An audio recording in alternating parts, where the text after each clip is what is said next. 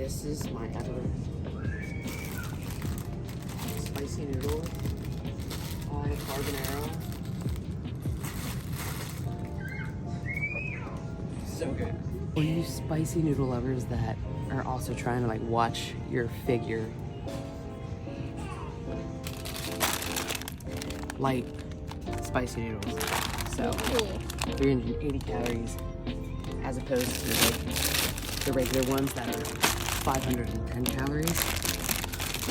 Now, let me tell you something. I know spicy noodles aren't good for you either way, but if you want a little treat and you're trying like somewhat to watch, I like to keep a bag of these at home. Also, one of the best instant noodles. I have these at home right now, but the tonkatsu flavor, the black garlic oil. Mamma mia.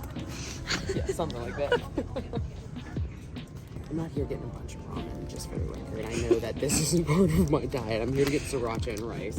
But this is the spiciest MFN spicy noodle there is. There's so many different flavors. Have I tried them all? Yes. Was it while I was dieting? No. Tingling, like, like, I was on fire. I have a pretty decent spice tolerance, and like, I like all of these. I'd never eat that motherfucker again. So I keep buying like really small bags of rice, and I feel like I'm gonna get more bang for my buck if I just bite the bullet and go and buy a big bag of rice. Yeah. So like, you know, you got 10 pounds for $20.99, but then 20 pounds for $30.99. I'm gonna take that $30.99 bitch and buy her. You don't ever take them off. Oh my gosh. And you gotta get the extra long grain because that's the best.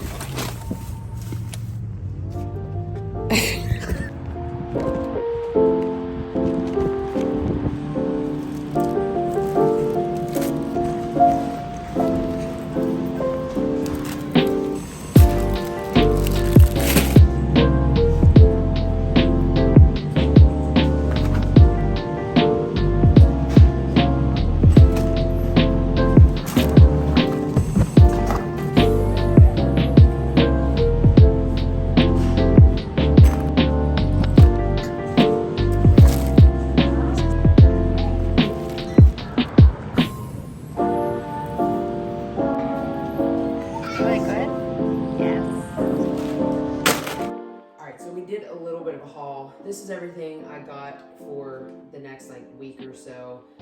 My main things that I like to consume are typically bowls, wraps, pasta dishes, protein cereals, a lot of what I do after workouts. So over here I got a lot of my protein sources. We got non-fat Greek yogurt, low-fat cottage cheese, chicken breast, some shrimp. I really like these two sources of protein. They're very lean, high in protein. And I cook chicken at the beginning of every week, and I leave a bunch of it in the fridge and just kind of go for it throughout the week. It's pretty essential in order for me to hit my protein goal. I have to get 160 grams of protein a day, and I'm not gonna lie, I really struggle with that, and sometimes my meals are centered around just bumps of protein, and I've always been the type of person where like I have an equal balance a lot of times of like protein, carbs, and some fats in a meal, where sometimes I've noticed that I just have to get the protein in, so I'm eating like a piece of chicken with some sauce. I don't know. I'm still figuring it all out, and then I always go for a lean source of ground beef. So this is some 96.4. We have fat-free American singles, 30 calories per slice of cheese. I like to put those a lot of times in like my egg whites, burritos that I make. Got some egg whites, vanilla almond milk, so some of like the protein and dairy sources over here, and then a lot of the main carb sources that I take from. We got a fat ass bag of rice because we eat a lot of rice. Basmati is my favorite. The extra long grain basmati, even more so my favorite. I've always typically gotten like low carb tortillas or like lower calorie tortillas, but I've been finding I've been able to fit the bigger ones into my diet recently with reversing and, you know, upping my macros and upping my calories on certain days. Yes, I do still like to eat my slop bucket most of the mornings, but I've also been enjoying breakfast burritos. I think I've showed this before. Some Good Day pasta. It has 24 grams of protein per serving, 24 grams of carbs, and then 1.5 grams of fat. So it's really macro friendly. So like I'll make like a meat sauce with some of this pasta, do something like that. I always stick with bread, like with lower calorie bread, just because I just feel like it's not worth getting, I don't know, it's not worth getting the full calorie bread. So I really like the 647 bread, and it's 40 calories per slice. I haven't been eating a lot of bread though, just because I've been getting my carbs through other sources, but it's nice to have that on hand. And then I picked up my favorite hot sauce of all time. This isn't a typical carb source, but I just picked one of these up to have on hand. It's the light spicy ramen. Probably eat one of these a month, but it's like that nice little treat where like I add in other protein sources like eggs and like fish balls and stuff, and like I have it as like a little guilty pleasure. That's a good way to put it. And then I don't eat these every day, but I did pick up some Kinder Bueno bars. I've been really digging these lately, and the International store had the white one. So we got a Kinder Bueno white and then a couple of the Kinder Bueno chocolates. Sometimes at the end of the night, if I'm craving something sweet, I'll do like a half a bar and add it into my macros, and I make it fit. And then I got some of the veggies over there. We got some iceberg lettuce. I've really been enjoying iceberg lettuce lately. Just making, you know, we got the mix, the spring mix, but for some reason I've been really like digging the iceberg lately. I got some peppers and onions. Love to saute peppers and onions and keep them in the fridge. Have it with like chicken and rice and then a sauce of my choice. For salads, some baby cucumbers, some sweet pop cherry tomatoes, and then I also got some white mushrooms. I like to put those in my breakfast burrito as well. A couple of other veggie sources, just going with like chicken and rice. We got some baby broccolini. I actually got this from Lidl. I love these. You can heat them up in the microwave and really good. And also got some asparagus. And then we didn't pick this up at the store because I just got some like the other week, but I got green onion and cilantro. Those are green onion, cilantro, and basil are the main herbs that I like to keep on hand because it really helps to elevate a dish. And my beautiful basil, my beautiful baby basil plant that I got for Valentine's Day is still going strong, thanks to my love. She's been tending to her more than I have because I tend to kill them. This might or might not be my third basil plant within the past like 3 months, but we love her. Her name's Barbara. Barbara the basil plant. Whoa! Your face.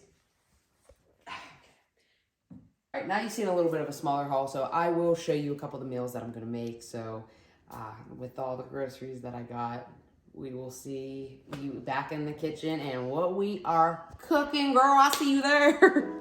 Okay, so here's what I do when prepping and cooking chicken. I got my 2 skillets ready, and I had 2 packs of this chicken, 6 chicken breasts per pack. So first pack, I just pre-wrap.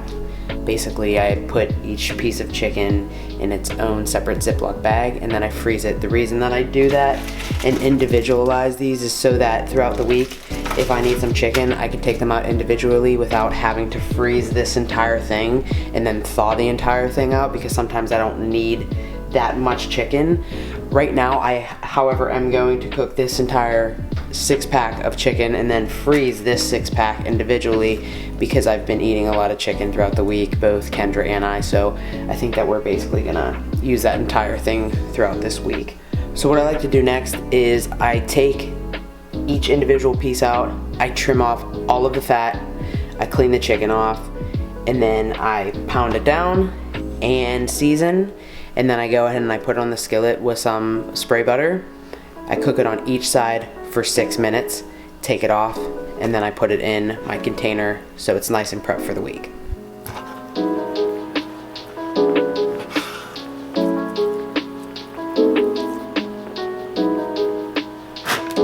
So it doesn't stink up the trash, the extra scraps of the chicken, I put it in a Ziploc bag, and after I'm done I seal it up and throw it away so it doesn't stink.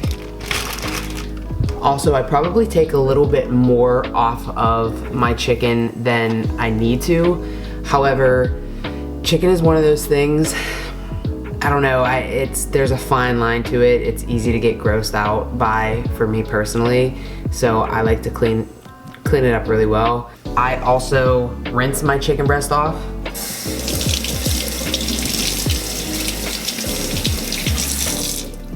And after I pat it dry.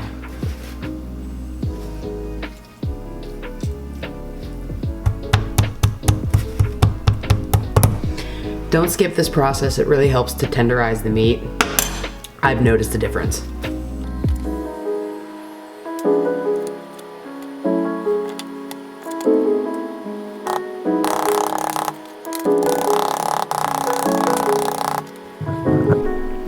Alright, so now that I've got all 6 chicken breasts cleaned and pounded down, I'm going to season and prepare to cook. So I'm going to be using some 0-calorie butter spray. Go ahead and get the pans going. I'm going to let my pans heat up. So this is 0 calories, but keep in mind how long you are actually spraying. You might actually be getting a couple calories because it's like 1/4 a second for a spray, and that's what's 0. So you're definitely getting some calories, but I'm not deep into some prep, so I'm gonna use it and not really worry too much about it. But I'm also not gonna be like all over everything. I'm just gonna give a couple spritzes. So here are my choices of seasonings: salt, pepper, garlic powder, onion powder, a little bit of seasoning salt, some turmeric, sweet Hungarian paprika. And as I stated, we're going 6 minutes per side.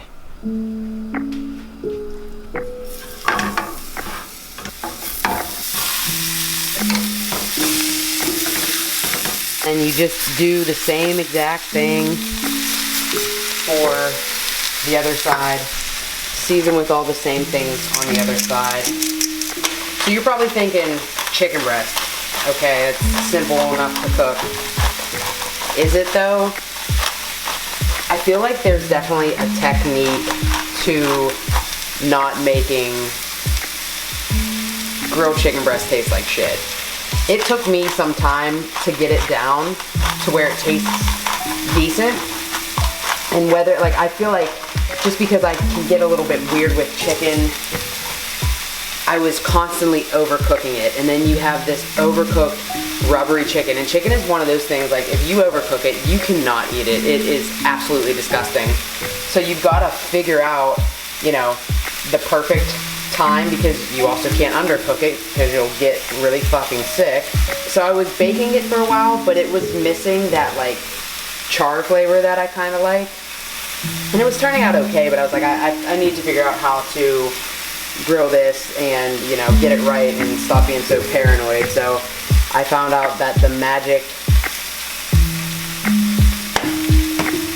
touch was 6 minutes per side after I basically pounded down and flattened out the chicken, and it was cooked perfectly. Still tender and juicy and not overcooked and not undercooked. And that's what you want. Oh my god. And another key thing is with any type of meat, you don't want to touch it. You don't want to keep flipping it. So when you get it down, let it cook, and when it's time to flip it, let it cook. And then if you're gonna eat it right after you cook it, always let it rest for a couple minutes and then cut into it. So 6 minutes, flip these bad boys. And if you're ever worried and maybe it needs a little bit more time, like these ones here look a little bit bigger, and the pan, I overcrowded it a little bit, I might keep them on for like an extra minute. And if you're that paranoid, just cut into them and make sure that they're not pink inside. I got my individualized packets of chicken that I put in freezer-safe Ziploc bags. And what I do, put them in the freezer. I basically just rotate out the chicken that's been in there and I put it underneath it. So newer chicken goes underneath the older ones, and then whenever I need an individual piece of chicken, I just go in there and I grab one.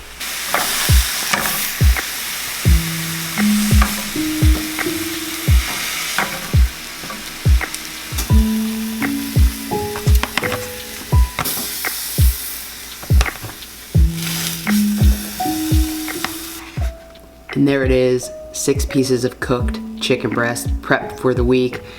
Every time I weigh it out, when I put it into MyFitnessPal, I weigh it as cooked chicken. I cooked the last 3 for an extra 2 minutes just because they were a little bit thicker than the other ones, but I'm gonna go ahead and let this sit and cool for a little bit, put it in the fridge, and then I'll dig into it tomorrow, and it'll be there for my ease and convenience whenever I'm ready to have my meal. See you guys there. So, we're back again. Here for the prep chicken. Who would have thought? So far this week, I have made chicken with rice and vegetables, a chicken parm panini, a Pittsburgh chicken salad, and also a chicken burrito. You can do a lot of stuff with chicken, and having it prepped is very convenient, and having it prepped helps to prepare you for an easier today, an easier tomorrow. It's great to have on hand. I'll show you what I'm gonna make now. It's a Pittsburgh chicken salad. All right, and there we have it, food. Crazy. So now you guys have a little bit of an idea as to what my choices are whenever I go for a grocery haul. I'm gonna go ahead and get into this meal here. If you've enjoyed this video, please be sure to smash the like button, hit the subscribe button if you are new, and I will catch you guys in the next one. Peace.